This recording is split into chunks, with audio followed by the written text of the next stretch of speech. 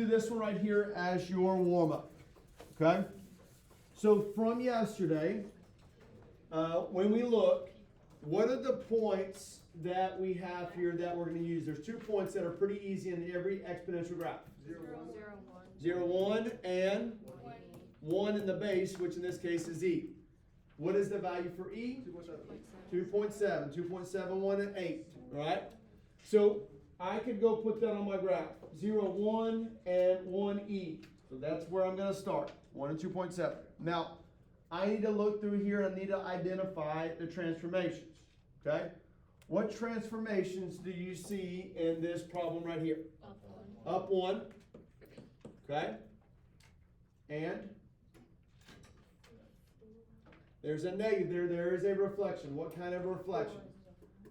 It is horizontal. Where is it? It's in the parentheses. It's in the exponent. So that's horizontal reflection. So there's a horizontal reflection here. Which one do I need to do first? Horizontal reflection. Think about PEMDAS. You got to do parentheses, which is technically in the exponent this time, or even exponent. I got to do that first. So I got to do a horizontal reflection first. This is addition and subtraction, so that's the last move. All right? If you horizontally reflect these 2 points, what happens to this one right here? It stays the same. What happens to that one? It goes to the left. So the green is now my new good ones. All right? But I'm not done. I did the horizontal reflection, but now I have to do what? Up 1. So take them both and move them up 1. So there, and don't forget your horizontal asymptote moved up 1 as well. All right? So now I have enough to be able to sketch that graph. How do you know what E is? Is, it's like 2.7. yeah, that's what we talked about yesterday, 2.7. Now, let me ask this question.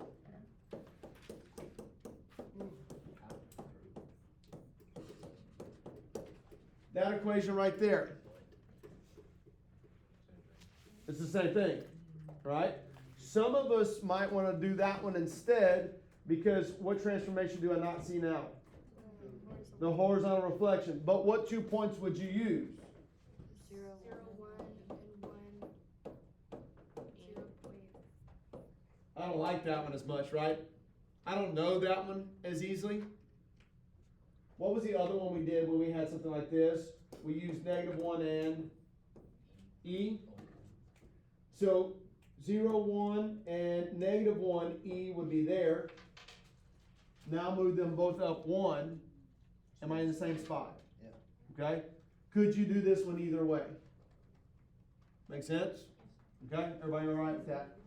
What is the domain? All real numbers.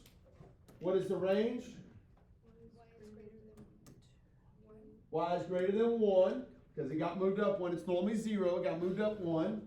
And my asymptote is y equals 1. Could you tell me your y-intercept? Plug in 0. E to the 0 power is 1, plus 1 is 2. That's what it looks like on my graph too. So my y-intercept is 0, 2. All right? Everybody good with that? That's kind of the thing that you'll be asked to do on your quiz. You'll have to do one of that tomorrow. Okay? All right. We're going to switch gears just a little bit now. We're going to still talk about graphing, but the graphing that we're going to do today is we're going to talk about log graphs. Okay?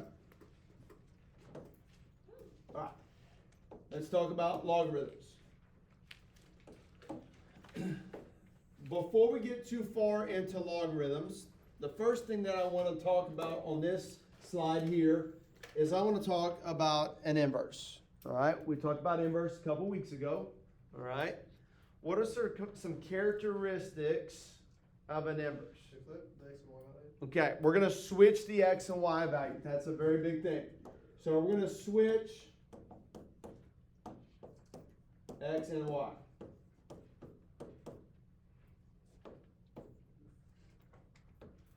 Switch x and y.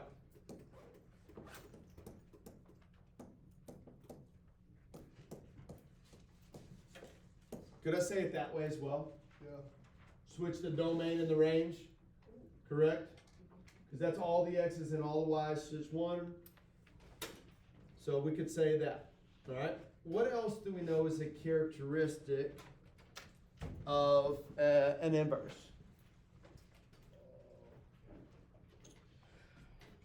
What do you think graphically? Like their slope is opposite? Okay, their slopes kind of could be opposite, yeah. They're like parallel or like perpendicular to the x. Okay. I don't know how to say that. I think you're on the right track there. I'm going to use more the term Oh, yeah. symmetric, okay? Where's the symmetry with inverses? Anybody remember?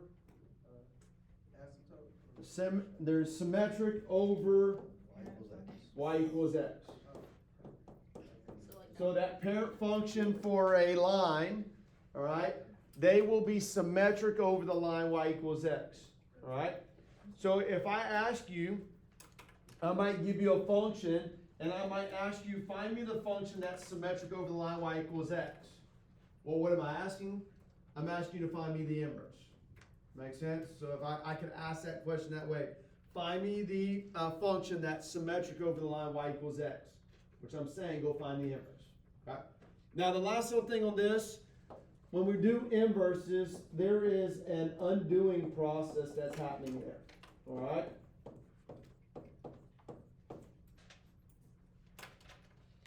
There is an undoing process. So we're undoing whatever's there. So we use that a lot when we're solving. For instance, if I say I got plus 2, how do I get rid of plus 2? Minus 2, I subtract 2, all right? If I got a multiplication by 5, how do I get rid of multiplication by 5? I divide by 5. Now I'm undoing that idea, okay? If I've got a square root, how do I get rid of square root? I square it. All those are inverses of each other. They're all undoing what's happening, okay? So that brings me to a logarithm. What's up with a logarithm? What is the purpose of a logarithm? To be the inverse of an exponent. Thank you. All right. It is the inverse of an exponent. So a logarithm, just like I said just a second ago, adding and subtracting go together, multiplying and dividing go together, square and square root go together, exponents and logarithms go together. They undo each other. Okay? So that's the undoing process. So a logarithm, a log, undoes an exponent. So if I want to get rid of exponent, I'm going to do a log. Now, what we're going to focus on today, not a lot of solving with these today. We're going to talk about the graph of a log. Okay? Anybody need a little bit more time here? I think we're good. All right. So let's go take a look here.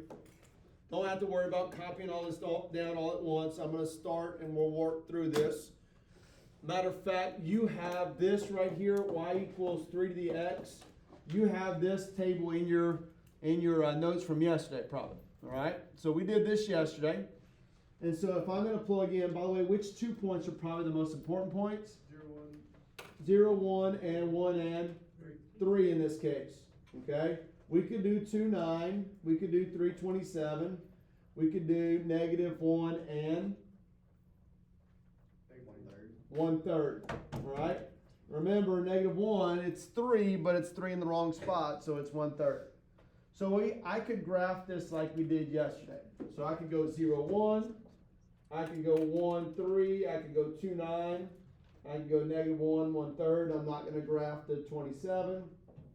And so there is my exponential graph from yesterday. It has a horizontal asymptote at 0. Okay? So that's almost the same identical graph that we started with yesterday. Okay? Now, what did we talk about when we were discussing inverses? Okay? We're going to switch the x and the y. All right? So what's written right here is y equals log base 3 of x. And you're going, well, how did they get there? I'm going to show you how we got there. Okay? The first thing I'm going to do is I'm going to take this right here, and I'm going to switch the x and the y. So I'm going to rewrite it. x equals 3 to the y. I switch the x and the y's. I don't really like the way that that looks because I want the y to be by itself, because that's what we normally did. We switched the x and y's, and then we got y by itself. So I have to undo this exponent here. The way that I do that is I use a log. This is 3, so I'm going to use log of 3 on the right side. I'm going to do log of 3 on the left side. So the operation that I did log base 3 on both sides. Now, some of you may remember from last year. We're going to talk more about it here in a day or two as well. What is log base 3 of 3? That is 1. They cancel basically, okay? So that cancels. Log base 3 of 3 is 1. So that leaves me with a y, and that leaves me with log base 3 of x. And that's what they said that this was over here, okay? So I showed you how we got there kind of algebraic, all right? Now, if I knew these were inverses and I had this table, then simply what could I have done? Just flip the table, right? And so I could have said this would be 1/3, this would be 1, 3, 9, and 27.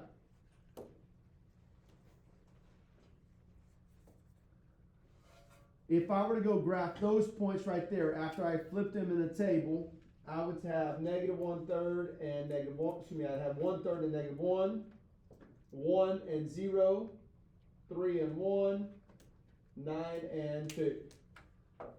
So I would have this graph right here. I graphed it pretty decently.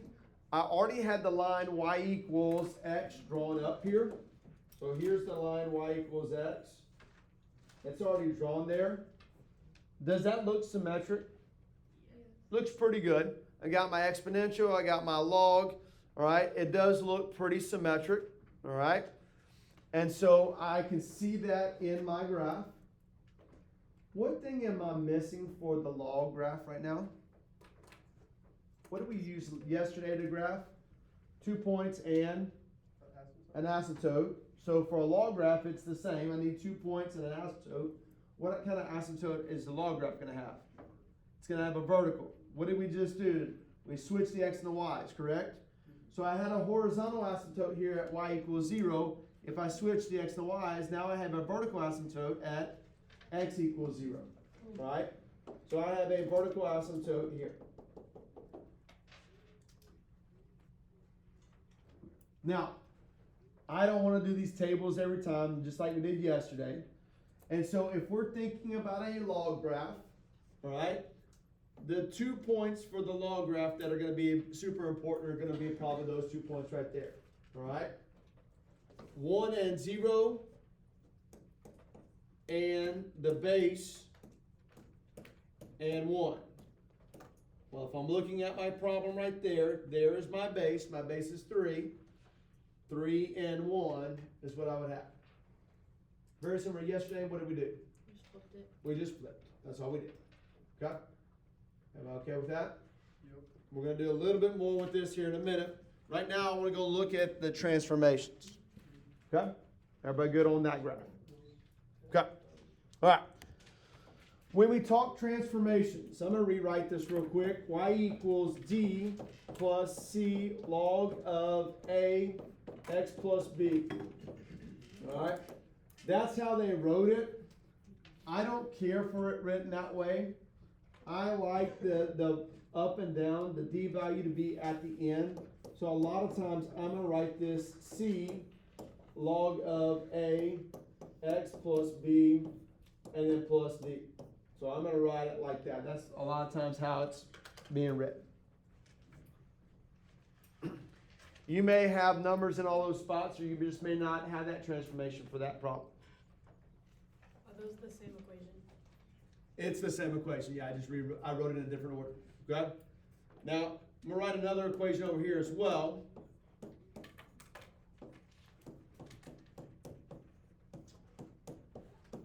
So last year we talked about logs a little bit. We're going to talk about logs again here, there too, but we have a common log, log, and we have a natural log, ln.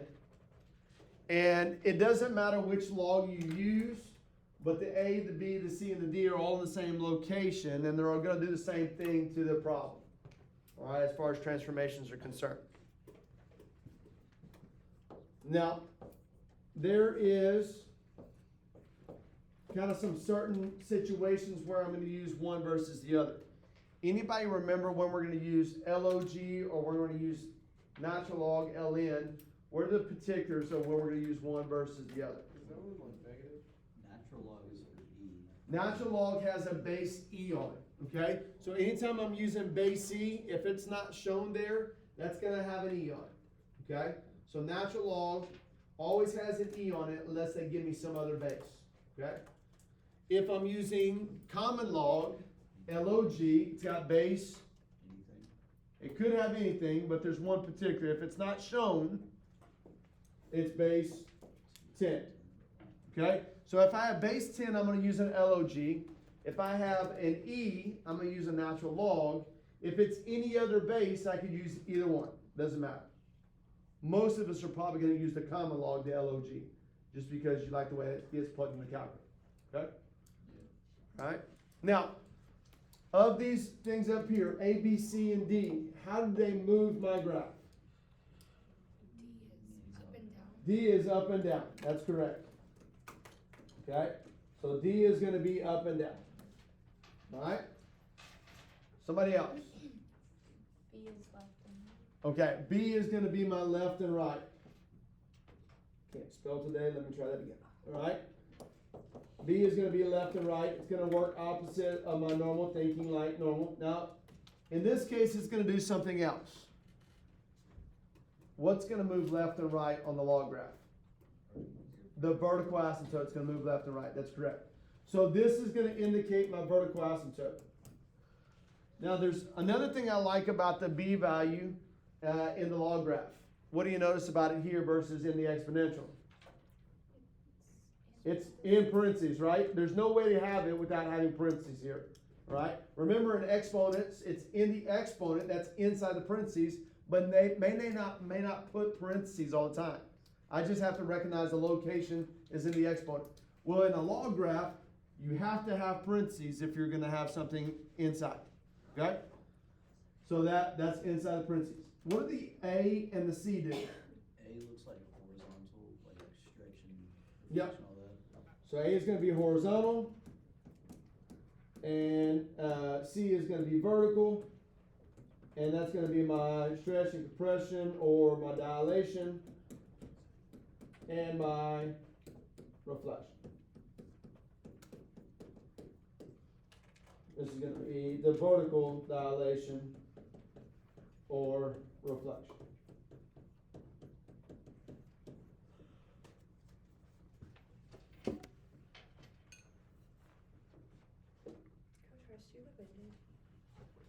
Look here just a second. Okay.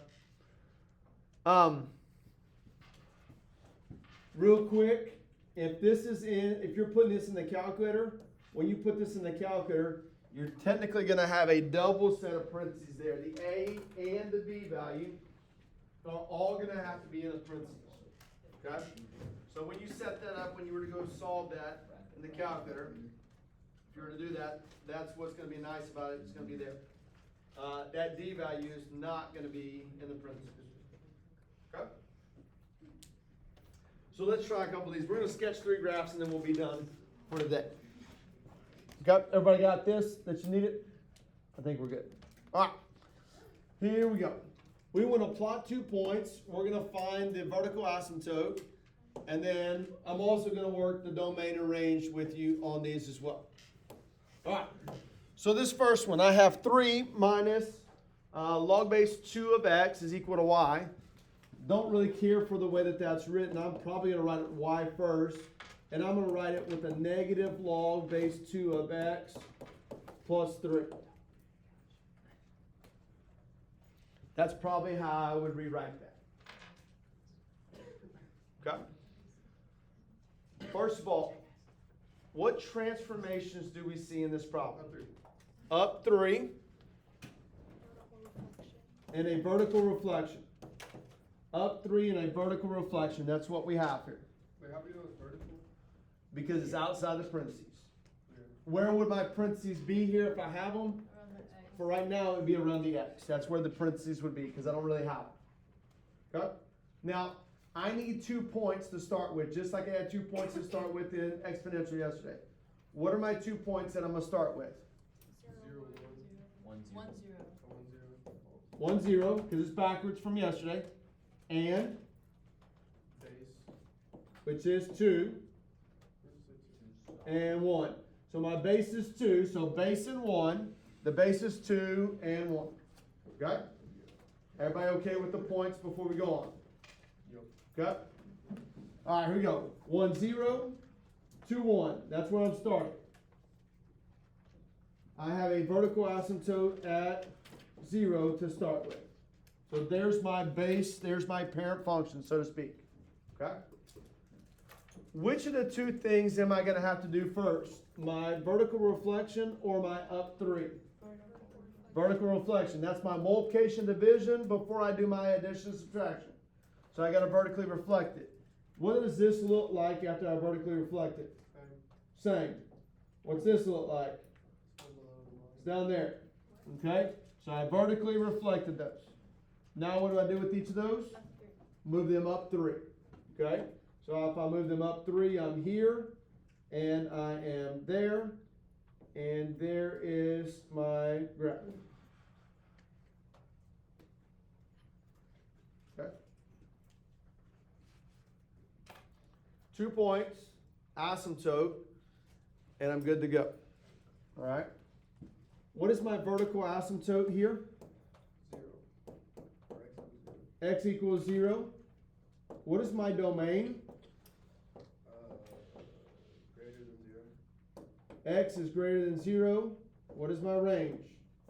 All of them. What does it look like happened here with my domain and range? They flipped, because what was all real numbers all yesterday? The domain was all real numbers yesterday. Now the range is all real numbers today. Okay? All right. Here we go. On this one, y equals natural log of x minus 2. What I'd like for you to do for me first, before we get into this, I want you to tell me the transformations you see, and I want you to tell me the 2 points you're going to use to start. The transformations you see, and the 2 points you're going to use when you start.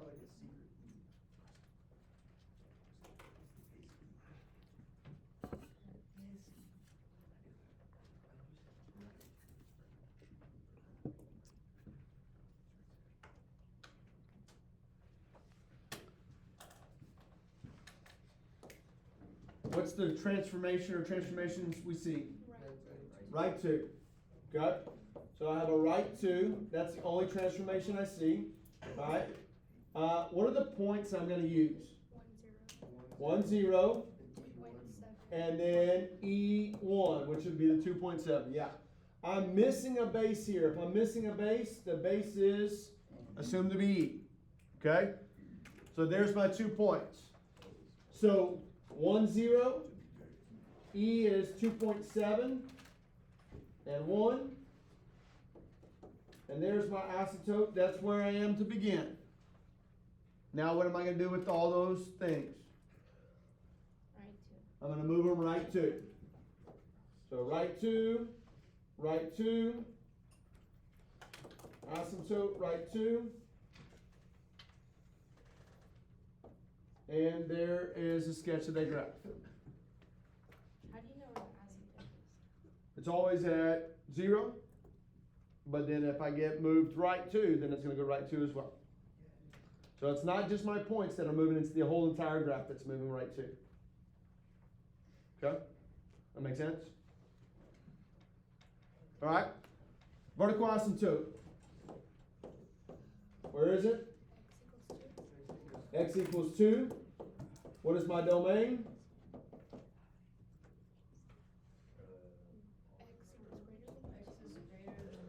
X is greater than 2. Bless you. And my range, all real numbers. Okay? All right, last one. This is the last one for the day.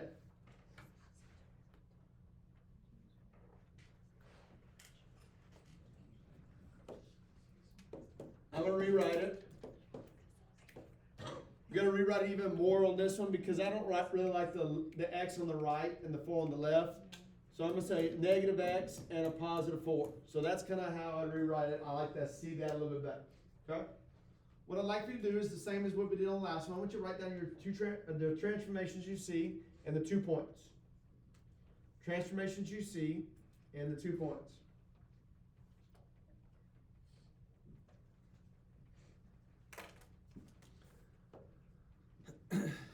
By the way, this one's tricky.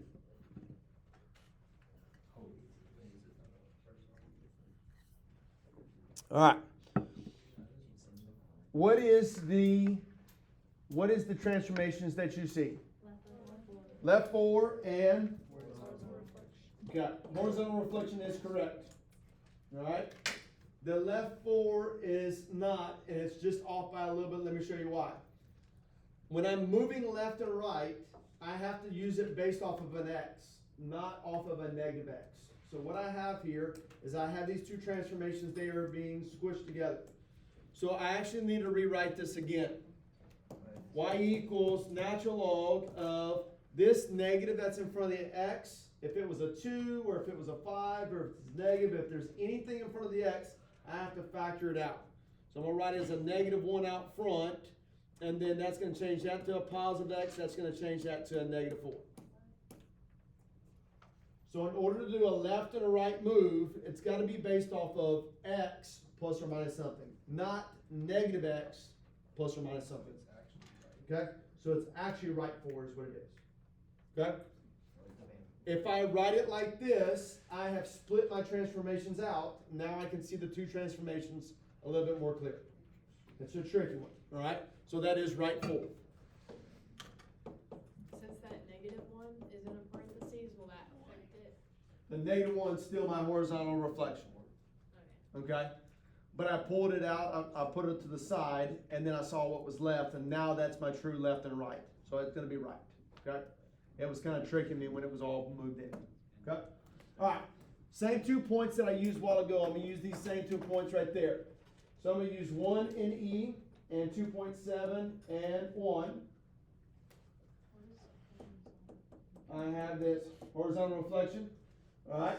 So which one am I going to do first? The horizontal reflection or the right 4? The reflection, because that's multiplication division before I do the addition and subtraction. It's PEMDAS. Okay? What does a horizontal reflection look like? Over the y-axis. Over the y-axis. So this point is going to go to there. This point is going to go to here. Did my vertical asymptote change? It's still there. Now it's going to change here in a second because what am I going to do now? I'm going to move everything right 4. Okay? So I'm going to move this right 4, so I'm going to have that there. This is going to move right 4. 1, 2, 3, 4. 1, 2, 3, 4. And here is that graph. Okay? What is your vertical asymptote? 4, or X x equals 4. equals 4. All right. What's your domain? Less than 4. It's a little bit different now, right? It's not greater than, it's less than because of the reflection. My range is still all real numbers. Now, this is the first example that I have up here. What could you find? What point could we find that we haven't been able to find? The y-intercept, right? What is the y-intercept? 3-ish, okay? Can we be a little bit more exact? You're right. All right, looks like it's in that area. But if I wanted to give an exact answer for that, I'm going to say 0 for the x. If I put 0 for the x, then I have natural log of 4. That's how I would represent that. Now, if I had a calculator, then I can plug it in, right? And I can find what it is. But if this is a non-calculator, my y-intercept is 0, natural log of 4. Just write it like that. Okay? All right. I am finished. All right, so we're going to go take a look. We're doing page 409. We've got about 6 minutes remaining. Okay? I'm going to go click on page 409. This is 409. We are doing problems 1 and problem 2. How many notebooks are we gonna go through post practice here? That is up to your handwriting and your size of your notebook. All right? You could actually do question 1 before you leave the day. Because all you're doing on question 1 is naming the transformations. Okay? So wait, the 409. 3 after the log, that doesn't change it. That's my base. That That doesn't gives me my matter. points. Okay. Okay? So it would just be. So we're writing transformations. The 2, we're going to graph those.